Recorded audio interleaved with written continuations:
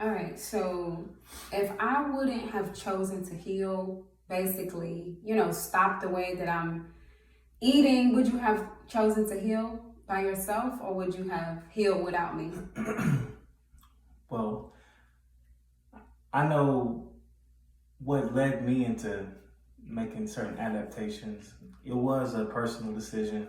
Mm-hmm. It was a decision I began to take steps at, Right. um, just independently. Mm-hmm. And, you know, as time went on, I feel the high vibrations, the spirit of God was leading and view to certain things, finding out certain information and adapting the same, coming to the same conclusions about a lot of things. Had you not come to those same conclusions, I still feel like I would still be making certain changes. So how would you have dealt with me continuing with eating meat, continuing Mm. with just like a poor diet? Would that like have made you want to be distant from me or just more reserved within yourself?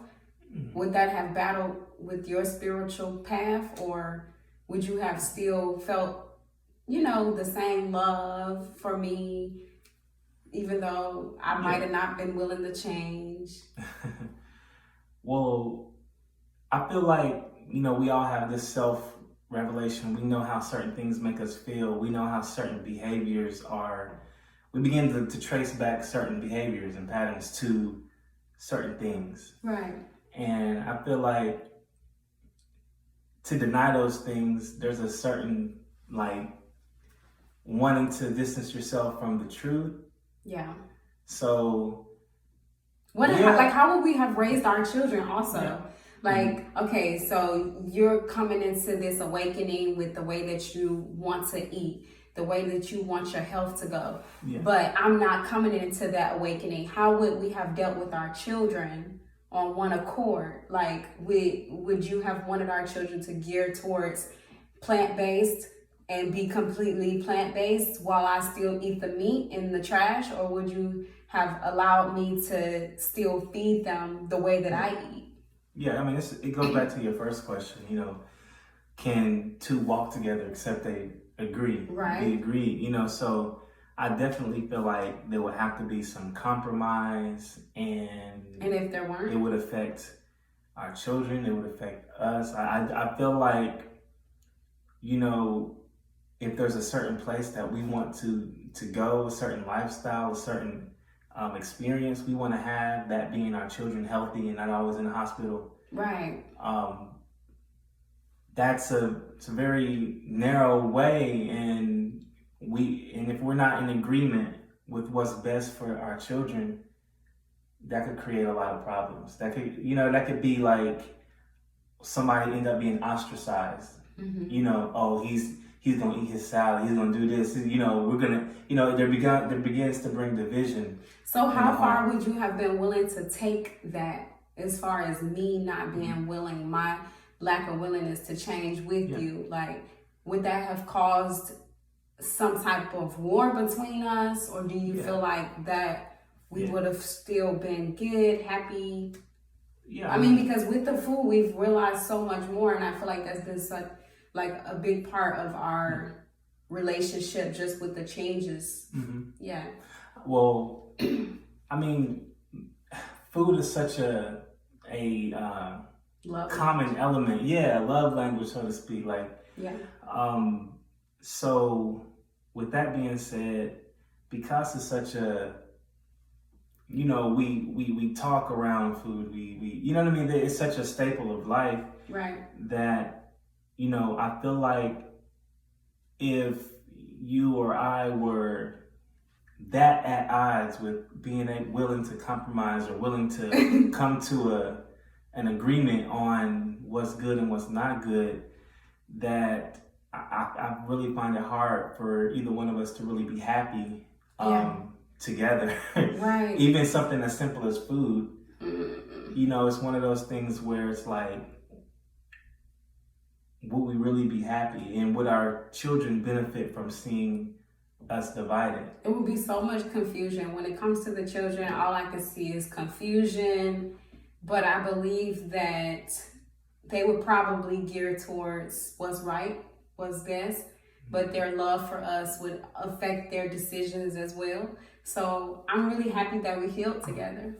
Yeah, I'm absolutely. happy. I'm so happy we chose to heal together, and that love was just embedded in us. And I love to see what is springing into. So yeah, that's awesome. So with children being involved, yeah, they're gonna have questions. If we say one thing is healthy and we shouldn't do this or that, and then we're putting fried chicken in front of them every day, and they're confused. Like, I thought, I don't like meat, but I'm gonna, you know what I mean? Because they love you as a parent, they're gonna accept what you give them. So now we're programming them to do something that may be against their initial character. Most of our children didn't really like meat when they were younger. It was something that they got conditioned to have. Yes, it's crazy. Like, it's all conditioning. It's so one thing that made so much sense that you pointed out specifically. You pointed out the fact that some babies are not even being nursed. Like, they're never ever tasting their mother's milk. Yeah. How does that make you feel, or what do you feel is the danger that it causes to the baby never ever being able to taste their mother's milk? Because we know it's nutrient enriched. So yeah. Exactly. Like, ideally, our bodies, we go a healthy pregnancy, we go full term, we're born, we're not cut off from our umbilical cord, we're nurtured, we're fed breast milk until for the first 2 or 3 years of our life. Yeah. I say about 2 years of our life. And then, sometimes three, but then once we're weaned from the breast, weaned from the milk, we really, as a healthy, fully developed child, don't even need to drink milk anymore at that point. But most of us, whether, American, whoever, most people on this planet, they're either, they're deprived from so much. We either cut out of our parents' womb, not naturally, or the umbilical cord is cut off before we've actually received all that life had to give us to prepare us and our immune system for this world. We're cut off from that. We're giving prescriptions and things, as an infant, we're and then a lot of times, like you said, a lot of children they're not breastfed. They've never even touched or drunk. They've never consumed any type of human breast milk from their own mother, and so entering into the age of 7, 8, 9, now they're being sold cow's milk and animal milk. Now, because we're so underdeveloped and deficient in so many ways, there is some benefits to if it was a healthy animal consuming the milk. But that's only because we have been deprived of our natural source. You know what I'm saying? From the beginning. Right. So, but ideally, if we're brought up and we're raised and we're nurtured as a mother nurtures her baby and brings them into development, there's no need to continue consuming milk after the age of 3 or 4.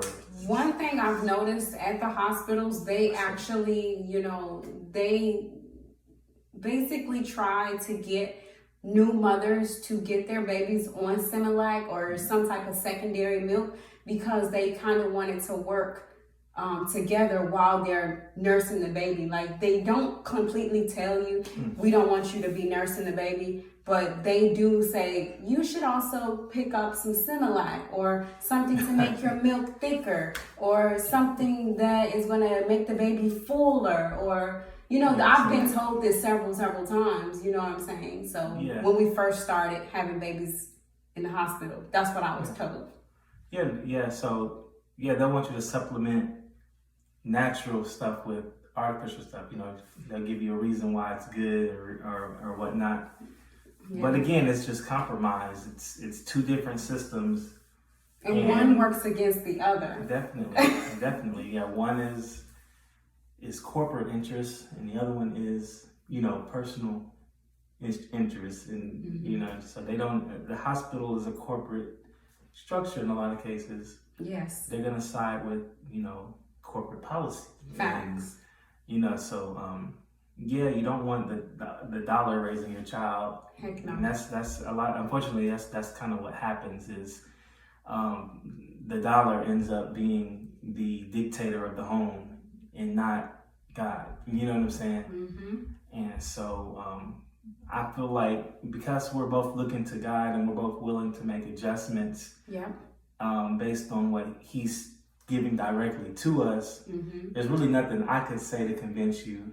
And there's really nothing you could, like, in love, yeah, we would, you know, submit to each other in different circumstances. But when it comes to actually learning and adapting it for yourself fully, is something that we got to allow God to directly speak to the other one about. And that's the thing, we're all basically waiting on that inner direction from God within us. Yeah, to allow us to submit to this new way, which is the true way. Because as you know, like yesterday I was talking about, you know, just the oil and having this epiphany with the vegetable oil. Like I looked at the oil, and this is me being on this plant-based journey, like me looking at this oil, cooking with this oil.